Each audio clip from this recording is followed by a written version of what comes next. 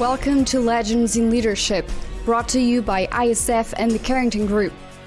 Legends in Leadership is an inspirational podcast featuring the stories of leaders who are making a difference. Our goal is to inspire you with the stories of leaders who come from humble beginnings, overcome challenges, and ultimately rise up to make a difference in people's lives. Well, good morning, folks. This is Tyler Tallman. I want to welcome you to Legends and Leadership Podcast. I am a family officer with the Carrington Group, and my co-host on today's podcast is Jason Smith, also a family officer and partner with the Carrington Group.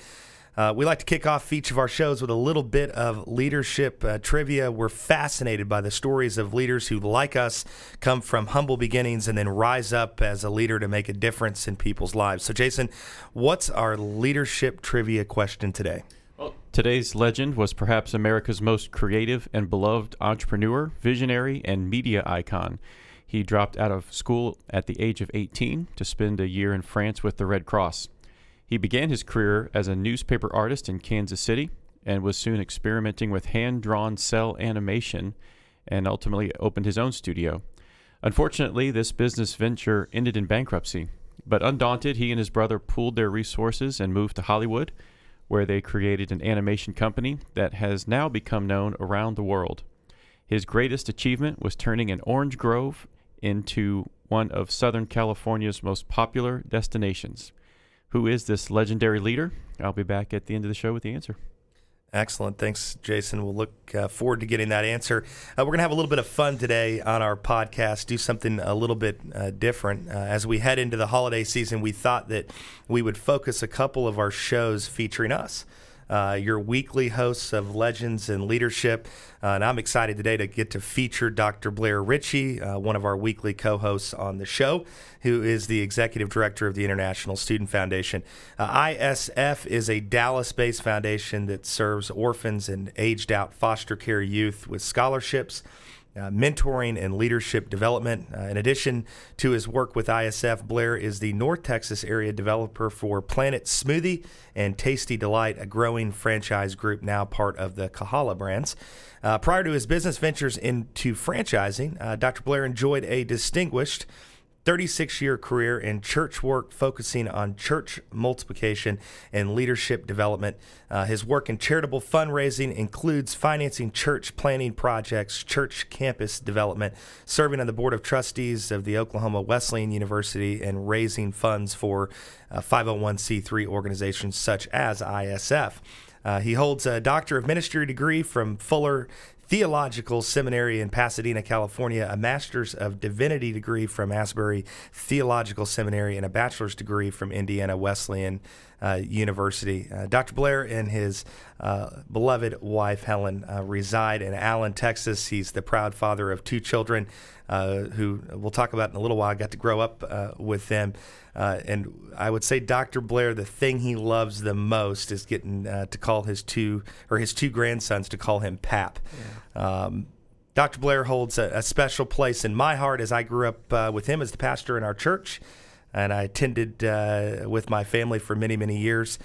He also officiated my wedding, and I got to give you a hard time about something. I was thinking about this as I was preparing last night, and like all couples, Katie and I, we met with Dr. Blair to discuss what verses and things that we wanted in our ceremony. I listened to Dr. Blair, by the way, preach to me every Sunday for over 15 years of my life. So I didn't, by the way, think twice about the ceremony or what he would pick as words of encouragement for our marriage. So here we are, we're on the altar, and it's time for Dr. Blair to share his pastor speech. And only Dr. Blair could so eloquently create a comparison to a happy marriage, and then weave in, and I was having a hard time remembering this exactly, but you weave in what I believe to be song lyrics from Taylor Swift. And I honestly don't know what you said, but the congregation burst out laughing. I think Katie and I nearly passed out, but it was absolutely a beautiful moment. So anywho, some fun stuff. Wanted to share that. It's kind of fun having you over on this side of the table. Are you feeling legendary yet? Well, it's always fun doing these podcasts, but it is a little bit different being on this side of the mic. But, we're all legends in our own mind, right? So, Absolutely. Well, it's great to spend some time today for our listeners to get to know you a little bit better and to hear a little bit about your journey. So let's just rewind this thing a little bit. Go back to your childhood. You grew up in steel country. Talk about your parents and how they were an influence in your life, and what'd you learn growing up that's really helped you and mold you as a leader? Yeah. One of the great things about these podcasts is we talk to people about how did you get to be you, right? And that's kind of what this is about. And from my journey, I grew up in the coal mining regions of western Pennsylvania. My grandparents were coal miners. My father was a steel worker.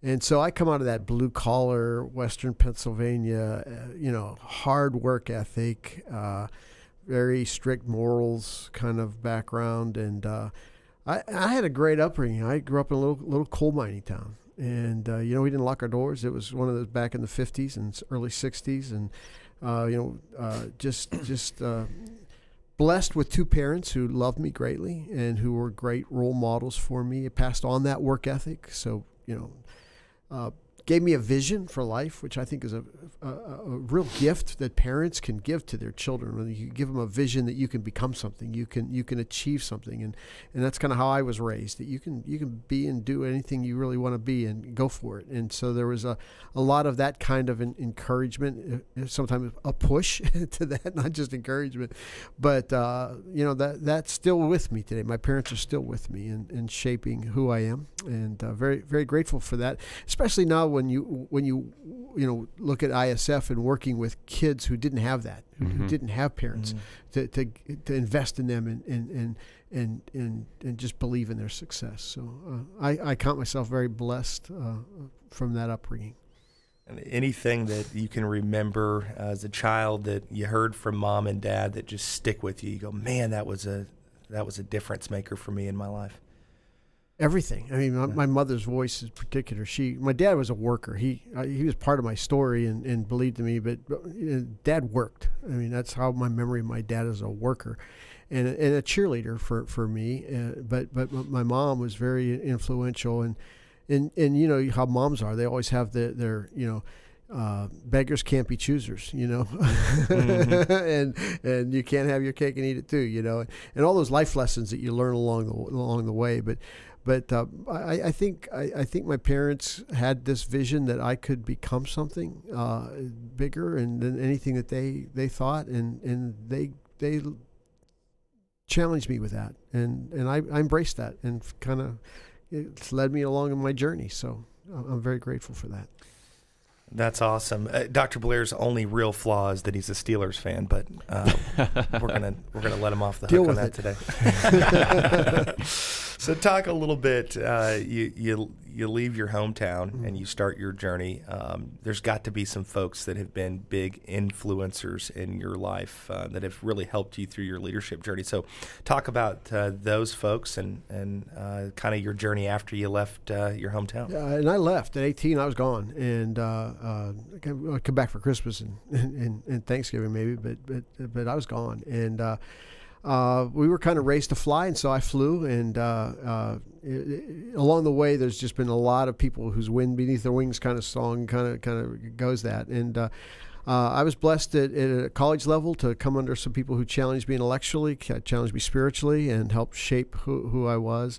My first job out of college, I had a mentor who just believed in me and elevated me to some opportunities I had no rights to have, and I think along the way we'll always cherish those people who saw something in us and who believed in us and opened doors for us, and it's been fun to do that for other people now, in my stage of life. So very grateful for those who've done it.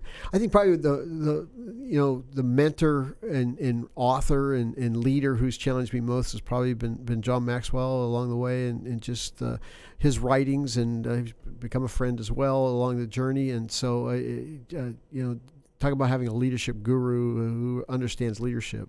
It'd probably be John Maxwell. So you talked about your mentor that you basically got provided these opportunities that you didn't deserve. So let's talk about that. Let's expand on that a little bit more. What would you consider your big break? What was it that you didn't deserve that got you or propelled you? Well, you think you know a lot when you got a college degree, and you're thinking there's not much I don't know, and you're a little bit bulletproof. But looking back on it, I was given an opportunity as a young pastor, a youth pastor, to lead a group of kids in a youth group that was filled with high capacity kids. And I kind of joke anybody could have led these kids, but I happened to be the one that had the opportunity to lead them. And it opened up a door for me to just lead and discover giftings and find out who I was and what I was good at and what I wasn't good at. And just early on in your career, you need opportunity. You just need to try stuff. You need to figure out who you are. You need to figure out what you're really good at. What's that sweet spot? And, I found that out pretty early and had some early success that vaulted me into some great opportunities. Got the opportunity to plant churches, which that was just a great opportunity. Brought me to Texas to launch a new church, and so that fulfilled a lot of the entrepreneurial giftings that I had and the leadership giftings that I had. So I really enjoyed being part of a new church project, planning project here in the Metroplex, and being part of other church planning projects really been a blessing to see something come out of nothing and to see those launches thrive and people's lives be changed through that. That's awesome. So let's shift gears just a little bit from pastoring to being a franchisee of a smoothie company, Planet Smoothie. Planet Smoothie, yeah. And, Tasty Delight. So talk about that journey a little bit. I think a lot of our listeners can relate to small business and franchising and what that really means. And so talk about your experience with that. And it's interesting because the going from the not-for-profit into a for-profit, right? Mm-hmm. And wish it was more for-profit. You hope so, right? Yeah, exactly. That's kind of the dream, right?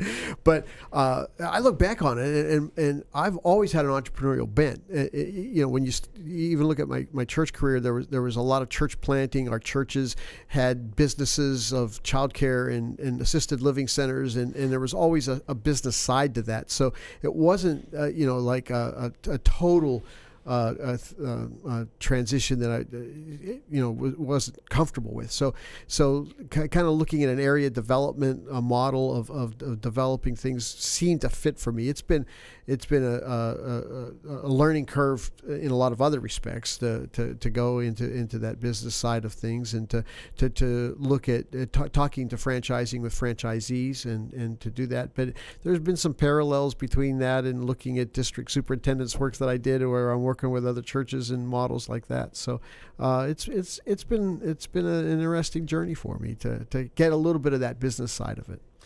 What in your mind, what do you see as the biggest challenge you faced in the for-profit space doing what you're doing with that franchise model? Well, when you're looking at franchising, you're really trying to find people who have capacity to see and to become their own bosses and fulfill their visions for owning their own companies and to do that. And so I think the biggest challenge in that for me is just that whole process of franchise sales and finding good leads and helping them fulfill that dream. And so that's kind of the next stage for me is now that I've got a store that's thriving and doing well to reproduce that and help other people experience that as well. Awesome. I'm curious. So, Dr. Blair, you stood in front of church congregations for years, and you always had a knack, in my opinion, to be able to deliver a message when I really needed it. Probably need more of it. But as you look at our culture today, and you've been through several generations of folks, but as you look at our culture today, what do you see as the greatest challenge that face leaders going forward? That's a great question. Maxwell often says everything rises and falls with leadership, and there's a lot of truth to that. And I think the world today is really suffering from a lack of of leadership. Of you look around. I've had the privilege of traveling all around the world, and you look at places in the world where there's so much trouble, and you realize underneath it all there's so much corruption in leadership that the reason why they're struggling is because they don't have leadership. And even in our own country, I think the challenge today of every culture is what kind of leaders are we producing? And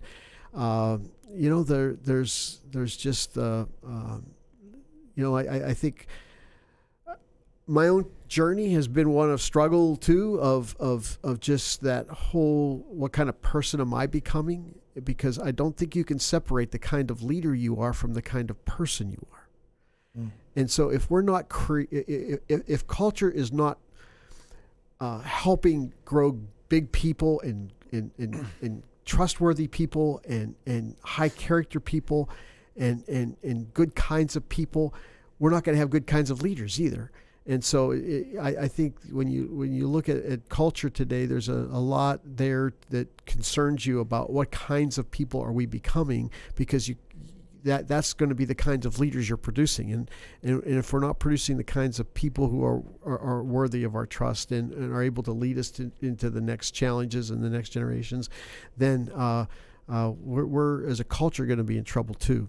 And one of the challenges I see with leadership is, where is the space for true leaders to make a difference? Because in the political sphere, it's difficult to find people of top character to get involved in the political sphere.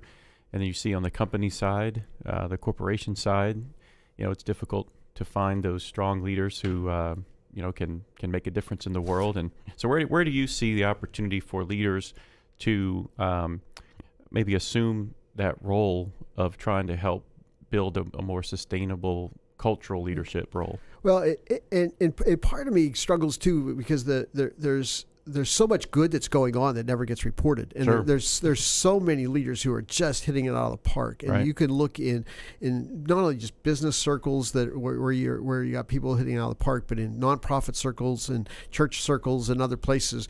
And so there's a lot of good leadership out there and great leadership stories, and that goes under the radar. And that's always been true in America, though. When you think of what's made America great, it's that grassroots. It's what happens in communities. It's what happens in churches. It's what happens at the local levels that really changes people's lives. And sometimes we get that national look or that national thing, and we think, wow, we're all going to hell in a handbasket or Right. something, And the reality is that underneath it all, there's some really great people. And so I think we have to get back to that. What makes good people? What makes good good leadership, and continue to grow people and be that committed to growing people who then become the kind of leaders that make a better community and a better leader, better world, better nation, better world.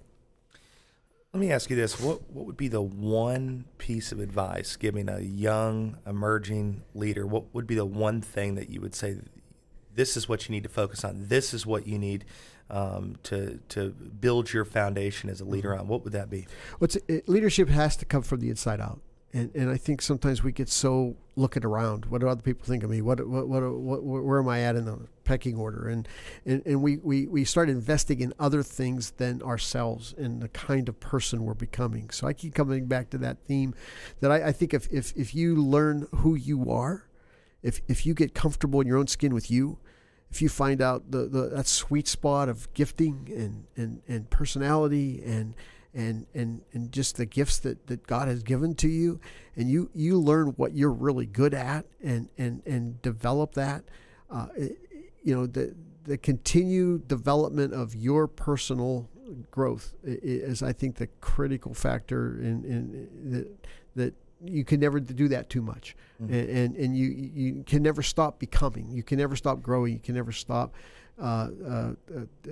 becoming that person that God made you to be and that you can become. So, yeah, I think that would be my coaching to young leaders, is to just get to know you and get to know what you're good at, and get comfortable in your own skin and deal with those anxiety levels and all the other kind of things we all struggle with, right?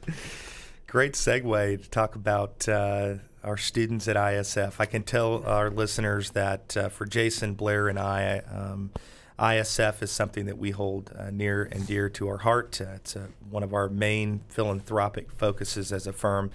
And these young emerging leaders is what we're hoping to turn these kids into. We wanted to spend some time today to really feature a couple of stories, find out what is ISF, and to hear it from the executive director himself, being Dr. Blair. So tell us a little bit about ISF, and then let's share a couple of stories about the impact that we're making as an organization. Absolutely. Well, the International Student Foundation comes alongside of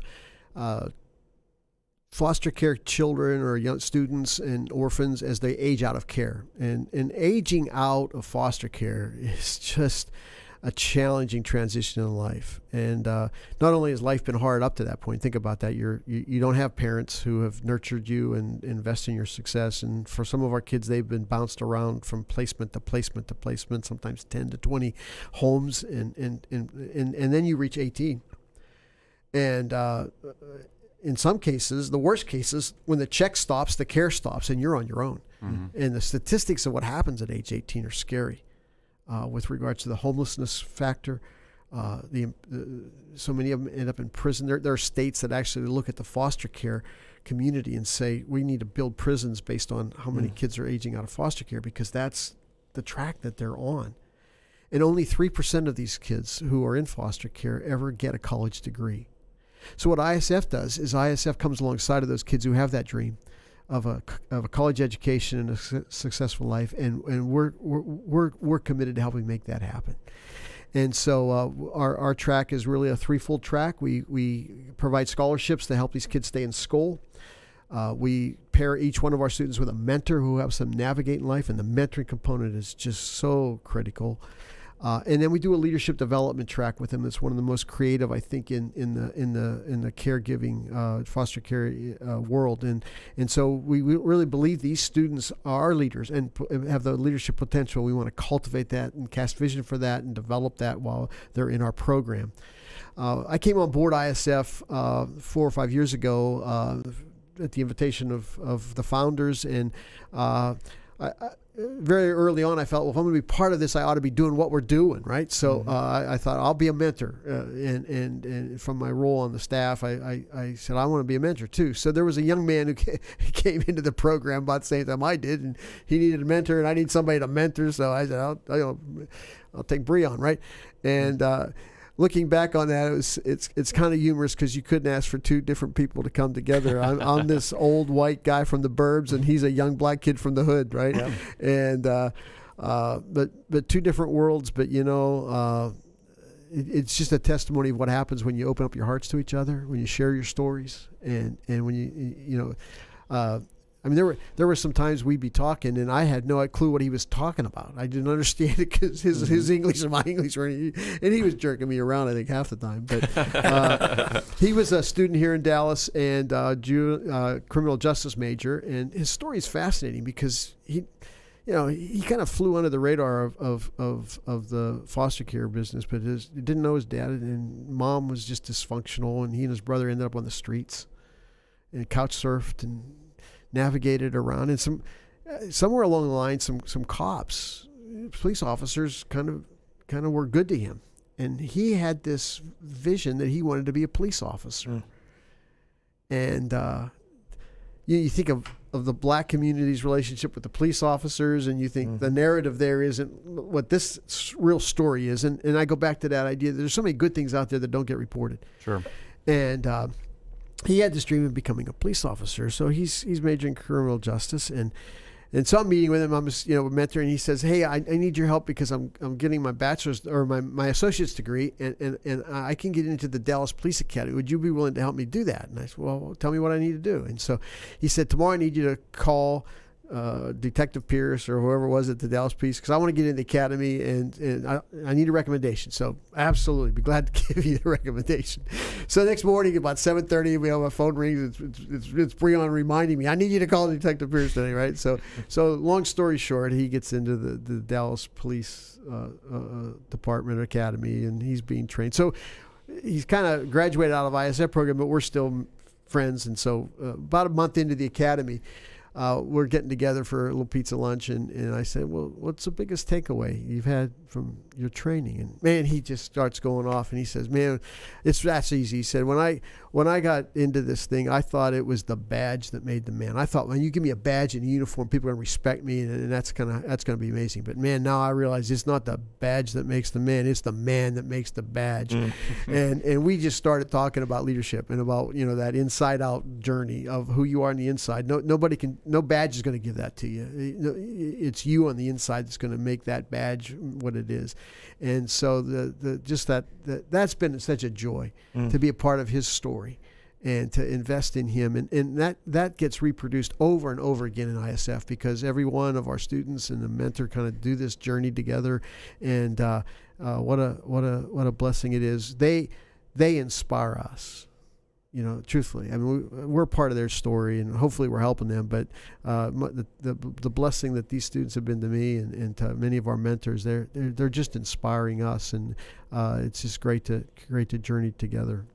It's one of my very favorite ISF stories, and man, does it not tie into exactly what you were describing earlier about what makes a leader? Yeah, it really does. And here it is coming from a kid that was dealt a hand that wasn't so great, and really the odds stacked up against him. And then for him to have that type of reflection a month after a police academy is fascinating. It is. Really. And another thing we do, by the way, he's going with us to Guatemala this year, just as tell us about that. Tell us about the Guatemala piece. This is really fascinating, because our founder, Ben Carroll, had this little think tank group that talked about how can we do leadership development with these foster care kids, right? And the idea came, what would happen if we took North American orphans, which is functionally what many of these students are, and we put them in a cross-cultural setting where they're serving other orphans in resource-challenged parts of the world. Yeah, you have perspective there. You know, you're coming up in a very tough environment yourself, in a certain perception, but then bring them to a place where, you know, there's a basement under the floor where you feel like you started out in life. So we field tested this thing, and that's exactly what well, part of it is wonder what happens, and then you think it's going to be good, and then when it actually does, is it as good as it was? And our first trip down to Guatemala, we partnered with Orphan Outreach, who does this wonderfully, and they've got a great ministry with orphans around the world. And so we took a little vision trip. It took some of our students and mentors with us down to Guatemala, and we're serving in Guatemala, and these kids just have it rough. And one of our students, Adrian, this is a great story. His story, you know, he grew up in Newark, orphaned, parents killed or died, and so he kind of was raised by some kinship care, and got thrown out at 15 and ended up on the streets. Everything he had on his back, right, in a backpack. And he's living on the streets. And that sounds hard to me. I mean, I don't know about you. At 15, and if I'm out in the streets, living on the street. So we're down in Guatemala, and we're serving these orphans. And he pulls me aside and says, Dr. Blair, he says, man, this is an amazing experience. I thought I had it rough. You know? And that's a perspective you get when you're in another part of the world. And every time we go, it's a life-changing experience for these students, because they begin to realize, you know, my story is what it is, and these kids have these stories, and I look at my life, and man, I got blessings. They come back more grateful. They come back more humble. And in many ways, they come back with a vision that their life can make a difference in the world now, and they can serve. Mm-hmm. The other thing that happens down there, in many of these places we go to, these children have nothing of the worldly goods, right? But they still have joy, and they have a spirit about them, and they're part of faith groups, and they're part of just experiences. And our students look at these kids who have nothing, but they're still happy, they're still joyful, they still have a spirit about them. And some of our students who haven't been really part of a faith community, or who don't have much of a category for faith, see that for the first time. And they look and they think, wait a second here, these kids have something I don't have too. And so it's a give and take. You know, they're able to minister and serve, but they also are being served. And they're also being challenged by these orphans. And so it's just a marvelous part of our leadership development track at ISF. We encourage every one of our kids to take advantage of the opportunity to go to Guatemala. We're getting ready a month from now. Mm-hmm. I'll be in Guatemala with about 12 of our ISF team. Awesome. And we'll be hanging out for a week before Christmas, doing Christmas parties in orphanages all across Guatemala, sharing Christmas hope, and just it's just a great experience for these kids. Really inspiring stuff. So most of our listeners know about our annual gala. We just had it in October at the Belo Mansion, and that's our biggest fundraiser of the year for the students that we support. But Dr. Blair, tell us some ways that our listeners can help. And I know we've got some end-of-the-year opportunity that's coming up, and then we'll be rolling into next year with additional opportunities. So how can folks donate to the cause, donate their time, and what can they do to really make a difference? Yeah, thanks, Tyler. And Gala was great. Gala was an awesome experience, and I hope if folks didn't get a chance to come this year, they'll come next year. It's going to be another great one, and it was November 2nd of 2019. Put that out there already. Save the date. But this time of year is an interesting time of the year. We're coming up to Thanksgiving next week, and then the philanthropic community started something a few years ago that I found interesting, because you go through Thanksgiving and it's time to be thankful, and in America we go right into Black Friday, and we spend a lot of money, and we got Cyber Monday, right? We spend more money, and so the philanthropic community said, we need to keep our focus on giving too. Let's spend and let's have a great holiday, but what about giving? And so they started this little hashtag Giving Tuesday. To be the first Tuesday after Thanksgiving and after Cyber Monday, right? And it's really dedicated to be a day of global giving. And so ISF's part of that. We're getting the word out to all of our families and people who are interested that if you want to make a difference in the life of a foster care student, aged out foster care youth, we would be so grateful to have a year-end gift from you. And you can go to our website, isfsite.org, and there's a lot of information there about not only ISF, but an opportunity to make an end-of-the-year gift. And the end of the year gift makes a lot of sense, for tax purposes as well. It's a great time to make a donation that you can kind of help on your tax fund. But more importantly, our scholarships that we give in 2019 are based on the giving that happens in 2018. Mm. And every year we've been able to say yes to more and more students. We have over 50 students now in the ISF program, and there's more out there, lots more out there who would love to become part of the ISF program. And so if any of our listeners would like to get on board with our hashtag Giving Tuesday, end of the year giving program, we encourage you between now and the end of the year to get on our website. There's a place for donations there. And I can tell you this, your gift will make a difference in the life of an aged out foster care kid in 2019. Just fascinating. Really appreciate, Dr. Blair, you spending some time sharing those stories. One of the things that always comes to mind to me, we've got some number folks on, I guarantee you listening, they're always thinking numbers and dollars.